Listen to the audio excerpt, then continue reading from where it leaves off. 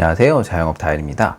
우리나라 저출산 문제가 해가 지나면 지날수록 나아지기는커녕 더욱 심각해지고 있습니다. 여성 한 명이 평생 낳을 것으로 예상된 합계 출산율은 2018년 한 명 아래로 내려온 뒤에 2022년에는 0.78명을 기록했고 2023년 2분기에는 0.7명까지 추락했습니다. 이 속도면 50년 뒤인 2072년에는 한 해에 겨우 16만 명이 태어나는데 그치고 우리나라 인구는 계속 줄어서 3,622만 명이 된다고 합니다. 지금보다 무려 1,500만 명이 줄어든 겁니다. 예전에는 초등학교 한 반에 40명은 기본이었지만 이제는 20명도 안 된 수준이고 반도 4-5개밖에 없는 게 현실이 되었습니다. 물론 저출산 고령화는 전 세계 추세이지만 우리나라는 그 속도가 유독 빠르다는 게 문제입니다. 거기에 사망자 수가 출생아 수로 웃돌면서 인구는 2019년 11월부터 46개월째 자연 감소가 이어지고 있습니다. 이런 심각한 저출산 문제가 계속된다면 자영업 시장에도 엄청난 타격이 오게 될 수밖에 없는데요. 오늘은 이러한 저출산 현상이 계속될 경우 자영업 시장에 미치는 두 가지 치명적인 악재에 대해서 말씀드리겠습니다. 먼저 첫 번째, 알바 채용이 너무 어려워짐. 1971년 한 해에 태어난 우리나라 인구가 몇 명인지 아시나요? 무려 100만 명입니다. 주민등록 체계가 생기고 난 이후로 가장 많이 태어난 연도인데요. 우리나라 출산 인구는 계속해서 조금씩 낮아지다가 50만 명이 붕괴된 2001년, 2002년부터 갑자기 급격하게 감소하게 됩니다. 우리나라의 경기가 급격하게 안 좋아진 1997년 IMF 시절에 후폭풍이 밀려오면서 출산율 감소가 본격화되기 시작한 건데요. 그러한 출산율 감소가 본격화된 2001년, 2002년도에 태어난 친구들이 현재 21살, 22살이 되었고 알바를 구하는 시기가 되었죠.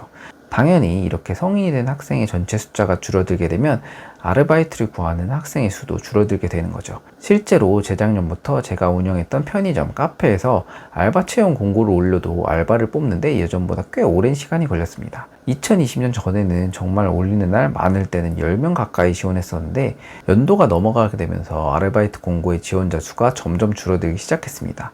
그리고 최근에 특히 이러한 아르바이트 채용이 더 어려워지기 시작했는데요. 사실 편의점이나 카페 등의 아르바이트는 대부분의 대학생들이나 이제 막 고등학교를 졸업한 학생들이 가장 접근하기 쉽고 지원을 많이 하는 아르바이트인데도 불구하고 이렇게 지원자 수가 급격히 줄어들고 있다는 겁니다. 주변의 편의점 사장님들께서도 예전에는 야간 알바도 지원자 수가 꽤 있었는데 요즘에는 몇 달 동안 공고를 올려도 지원자가 거의 없고 어쩌다 한 명 지원해도 제대로 면접도 보기 힘든 경우가 많더라는 겁니다. 그래서 결국 요즘 많은 편의점 사장님들이 야간 알바가 채용이 되지 않아서 본인이 야간 근무를 서는 경우가 많아지고 있죠. 이러한 인구 문제는 현재 우리나라에서 수많은 자영업들이 알바로 돌아가는 구조로 볼 때 매우 심각한 문제로 발전될 수밖에 없습니다. 지금 현재 공급이 수요를 못 따라가고 있는 거죠.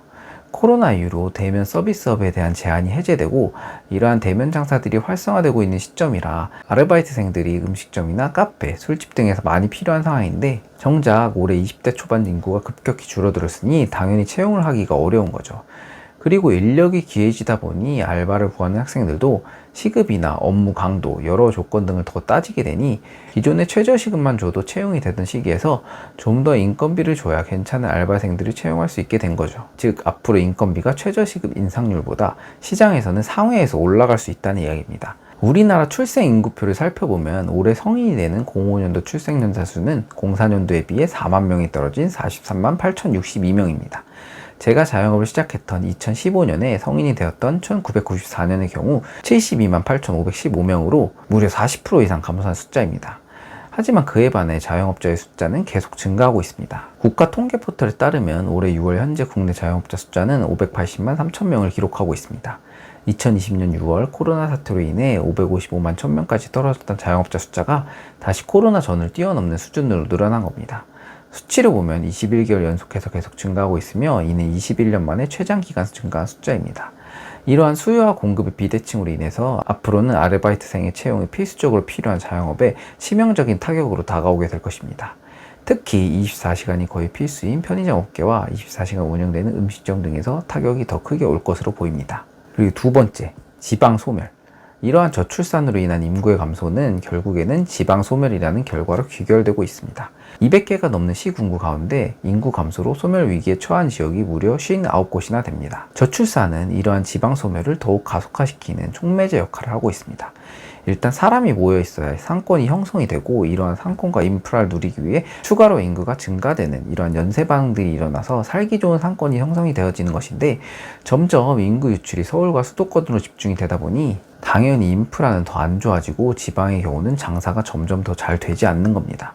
우리나라 인구의 절반이 수도권에 살고 있지만, 다르게 생각하면 나머지 절반은 수도권 외에 살고 있는 것인데, 이러한 저출산 현상은 나머지 50%에서 장사를 하고 계신 사장님들에게 어마어마한 타격을 줄 수밖에 없는 거죠. 특히 소비력이 높은 현재 젊은 세대들의 경우 지방보다 서울, 수도권으로 취업이나 이사를 가는 경우가 많고, 한번 진입하게 되면 다시 지방으로 나가는 경우가 없게 되니 점점 이러한 악순환의 반복으로 지방이 소멸되고 수도권이 과밀화되고 있는 것입니다.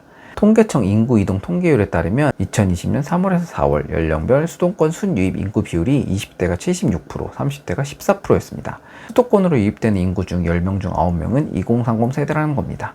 이렇게 수도권으로 인구가 유입되는 이유 중에 가장 큰 이유는 양질의 일자리에 있습니다. 자산 총액 5조 원 이상 회사의 지역별 분포를 살펴보면 서울 52%, 경기 21%, 합치면 73%가 수도권에 몰려 있으며, 양질의 일자리, 지역 일자리 질주 상위 집단도 서울, 경기에 무려 80% 가까이 쏠려 있는 것을 확인할 수 있습니다. 저출산으로 인구가 줄어들게 되면 이러한 수도권 쏠림 현상이 더욱 가속화될 수밖에 없다는 겁니다. 현재 소비력이 가장 큰 세대들이 2030 세대들인데, 이러한 세대들이 지방에서 서울로 대부분 이동하게 된다면 지방에서 장사하시는 분들은 무조건 매출에 타격을 입게 될 수밖에 없습니다.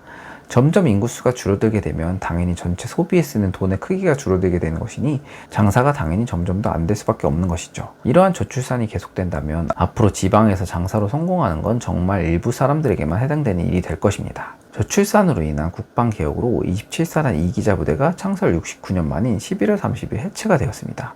이후 4,000명의 군 장병이 떠나자 주변 상권은 초토화가 되었습니다. 장병들이 주로 탔던 숙박업소와 PC방 등의 타격이 특히 컸다고 하는데요. 또한 외출, 외박, 휴가를 나오는 군인들이 사라지다 보니 택시 승강장이나 버스터미널도 텅 비게 된 겁니다. 저출산, 병역 자원 감소, 군부대 해체, 지역상권 해체, 이러한 연쇄작용으로 인한 악영향이 일어나게 된 것입니다. 이러한 연쇄작용은 저출산이 일으킨 나비 효과가 지역상권 해체까지 이르는 과정들을 보여주는 한 가지 예시입니다. 한 나라의 인구가 줄어들고 있다는 건 그 나라의 성장 동력이 꺼지고 있다고 볼 수 있는 것이죠. 매번 자영업의 부정적인 이야기들을 전해드려서 죄송합니다만, 정말 요즘 긍정적으로 보이는 부분들이 없습니다. 몇몇 분들께서 아니 그럼 퇴직하고 모아둔 거 다 쓰면 그 이후에는 뭐 먹고 사냐, 장사라도 해야 될 것 아니냐 하시는 분들이 계시는데요. 그냥 모아둔 거 다 써보기라도 하시는 게 대부분 낫습니다. 장사 시작하시면 모아둔 돈 써보지도 못하고 공중분해되는 경우가 더 많습니다. 물론 잘 되시는 분들도 있지만요. 항상 장사를 시작하시기 전에 신중을 기하시고 많은 고민을 하고 결정하시기를 추천드리겠습니다. 오늘의 영상은 이것으로 마치고요. 조금이라도 도움이 되셨다면 가운데 구독 버튼 한 번씩만 눌러주시면 감사드리겠습니다. 감사합니다.